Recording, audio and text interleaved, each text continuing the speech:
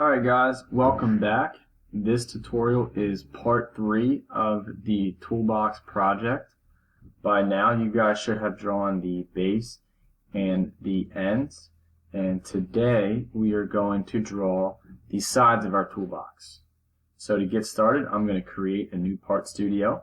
So I'm going to go down to insert new element and hit create part studio, and I'm going to call this part studio side. So I'm going to right click, rename, and I'm going to call it sides. So from here, alright, I'm going to create a sketch on the front plane. So I'm going to go hit sketch, click on the front plane, hide my top and right views, and then right click and hit view normal to sketch plane. Once I'm viewing it from a flat surface, I click on the rectangle tool, start from the origin, and the dimensions are going to be 18 inches long and 6 inches in height. Hit escape to close out of my rectangle tool, move my dimensions down out of the shaded area. Then I'm going to confirm my sketch, and I'm going to right click and hit isometric to view it from an angle. And I need to extrude this to show the thickness. So I hit extrude, and I click on the face I just drew, and I extrude this by 3/4 of an inch or 0.75, and confirm that by hitting the green check. Next, I hide my front view so I don't get confused, and we need to create our countersinks. To do that, I hit sketch, and I click on the top surface of my side, right click, view normal to sketch plane, and I'm going to place 6 points along the sides and the bottom here. So I hit point, and then like I said, I'm going to place 6 points. So 1, 2, 3, 4, 5, 6. I'm not concerned about the positioning right now, because now I'm going to go in and dimension them and use my geometric constraints to line everything up. So the first thing I'm going to do is I'm going to hit D for dimension, and I'm going to set the dimension from the end to this point, and I'm going to make that 3/8 of an inch, or 0.375. And as you can see, this messed up my other points. Don't worry about that for right now. I'm still focusing on this point right here. So I'm going to type in D again, and now I need to set the distance between the top and this. So I click the top, and I click this point, and that's going to be 1 inch. And now I can move my points back to somewhere close to where they were, clicking and dragging.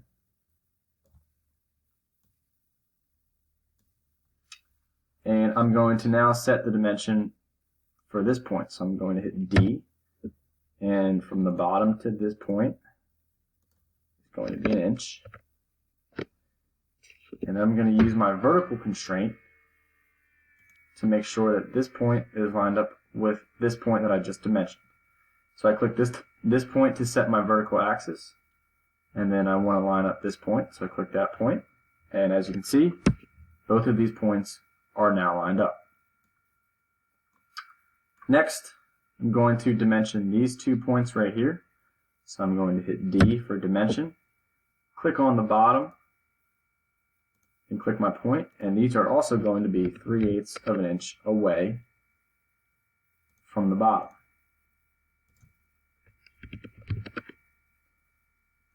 Next, this point is 4 3/8 away from the corner. So I click the corner and I click this point, and then 4.375.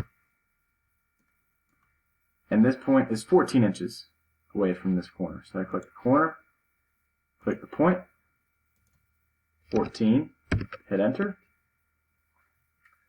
And now what I have left to do is I'm going to use my horizontal constraints to make sure both of these points are lined up to the ones I have on this side.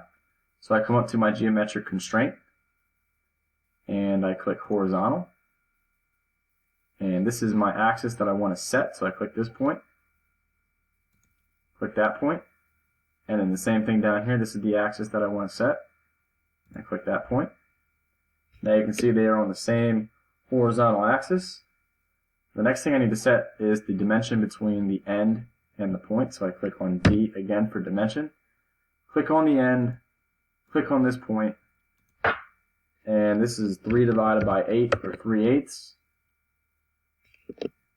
And then use my vertical constraint to align this point up with the point that I just dimensioned. So I click this for my axis. I want to line up this point. And once everything is lined up, you can go ahead and confirm the sketch. Then to view at an angle, right click, hit isometric. And now we're going to create our countersinks. To do that, you're going to hit hole. You are going to choose countersink, like hitting the drop down arrow, countersink. Change it from blind to through. And the dimensions are 1/8 of an inch for the diameter, 3/8 of an inch for the countersink diameter, and 82 degrees for the countersink angle.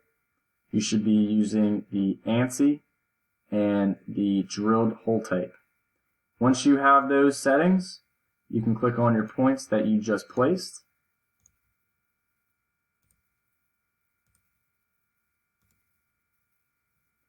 And to get a better view, you can confirm your holes, and then you can rotate. You can see that the hole goes all the way through the sides.